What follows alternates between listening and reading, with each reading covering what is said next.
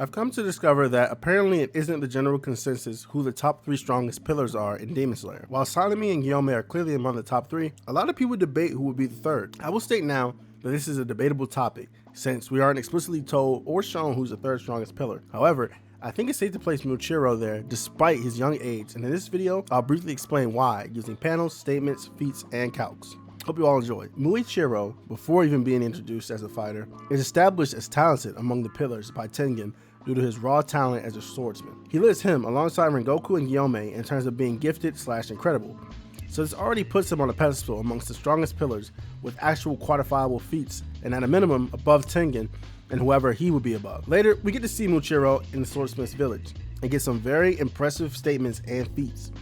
Firstly, I want to address the he's a child, so he isn't as physically strong as the others stuff immediately. Tanjiro, a character with incredible grit strength, which is one of the few requirements or ways to turn your blade red, can't even budge him and remarks that despite his size, he's stronger. Tanjiro at this point is actually older than him. He also one-shots Tanjiro, who at this point should be a little weaker than Daki based on the performance his peers had against her despite his clear power advantage with the Hinokami Kagura. Anyways, another elephant in the room I would like to address is people saying Muichiro struggled against Upper Moon 5 later in the same arc. This is beyond disingenuous, because during that fight, we're specifically told that Muichiro is being mentally debuffed and severely holding back and underestimating himself. We hear this from Tanjiro and the Demon Slayer core leader. From there, he gains his mark, remaining conscious unlike Obanai when he gets this, despite being poisoned, just like everyone else was when they gained their marks later in the series. He's able to speed blitz and tag Upper Moon 5.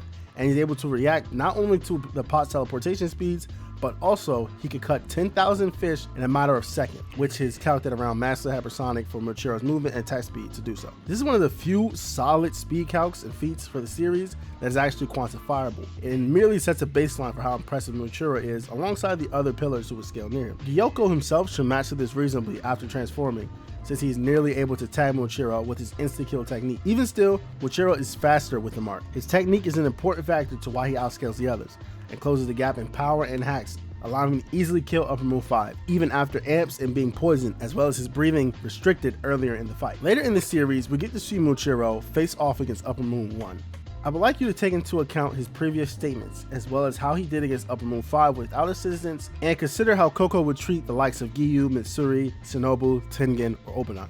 Muichiro is able to instantly steal his nerves and attack Koko, who repeatedly compliments his technique. Techniques in Demon Slayer are interchangeable with power, as Gyome states later. He goes into depth about how techniques allow Demon Slayers to bring themselves to the tiers of the demons, which would be a feat of strength.